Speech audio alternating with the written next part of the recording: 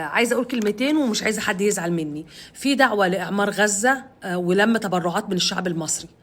انا عايزه بس اقول يعني احنا اصلا شعب زي ما قلت قبل كده منهك اقتصاديا او بالبلدي، يعني تعبانين ومش لاقيين ناكل، او الشعب تلات ارباعه ما عندوش مصدر دخل كافي ان هو يسد احتياجاته وكمان يتبرع بجزء فاضل.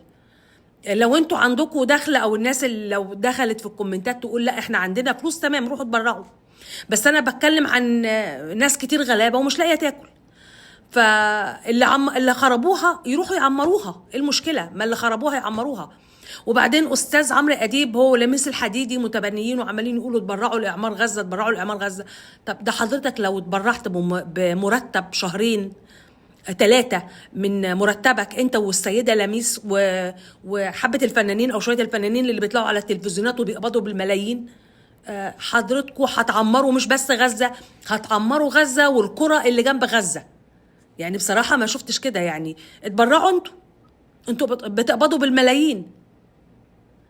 حضرتك لما بتطلع انت بتقبض بالدولار في السنة.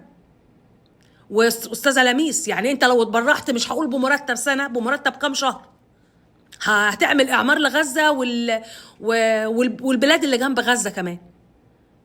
لكن انت جاي لشعب اصلا يعني قرب يبيع هدومه، والناس مش لاقيه تاكل، واللي عايز عياله في مدارس، ولا اللي عايز يجوز ابنه ولا يجوز بنته، وتقول له روح اتبرع وهو اصلا مش لاقي.